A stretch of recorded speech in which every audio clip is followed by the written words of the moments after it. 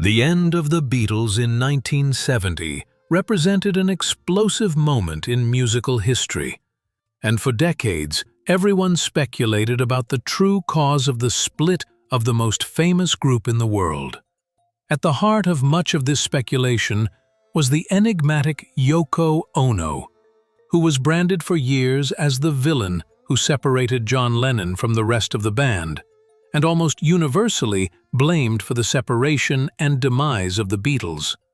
But now, Paul McCartney, now 82, has finally acknowledged what many suspected all along. It wasn't only Yoko that caused the split. At the height of Beatlemania during the 1960s, John, Paul, George, and Ringo were virtually untouchable. But behind the scenes, the cracks were beginning to show. Creativity differences, personal tension, and shifting priorities all helped to unravel the band. Added to this was the close relationship that John Lennon developed with Yoko Ono that added an undeniable dynamic to the band. She was more than just there.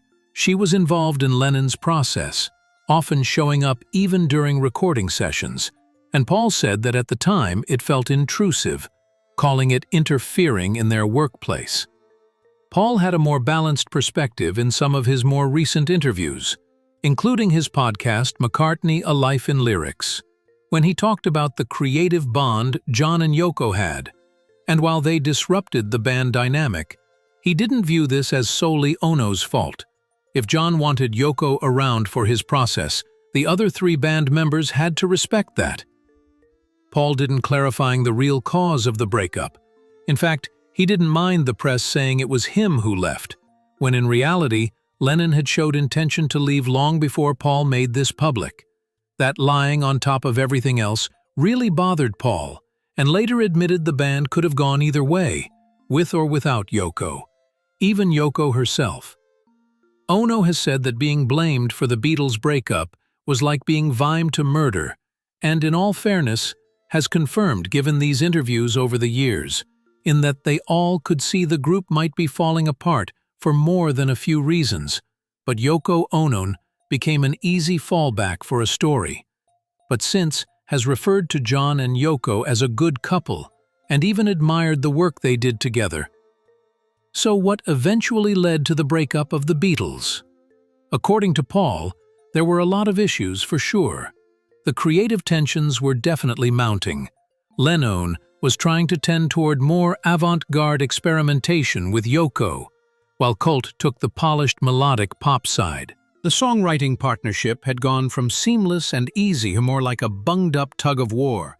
George Harrison felt ignored. For sure as well, he had developed his songwriting skills to be able to deliver hits like Here Comes the Sun and Something. However, he was constantly pushed out of the Lennon-McCartney-focused recording sessions. To such a point at one point, Harrison walked off the session. Frustrated and unappreciated, on top of the business troubles, the band also lost its glue in their longtime manager Brian Epstein, who died in 1966.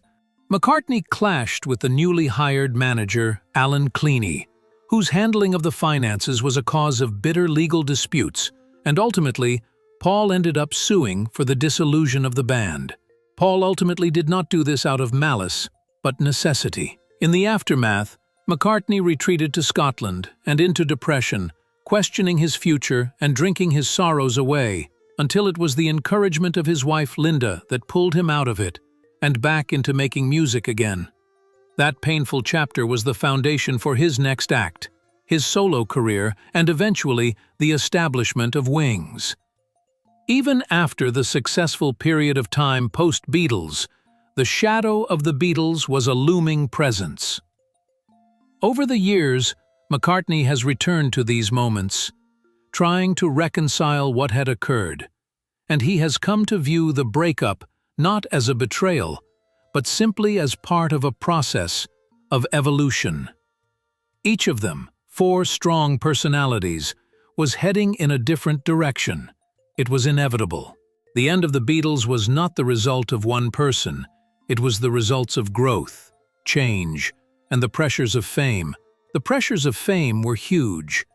They had stopped touring, spent hours in the studio, and the joy that had once inspired their creativity began to get lost. In the end, we must remember that Paul McCartney's reflections provide closure. The split was inevitable, and Yoko Ono was not the bad guy that was portrayed. It was simply a perfect storm of differences in their lives, in their professional lives, and in their personal and artistic lives. That ended an amazing period in music history.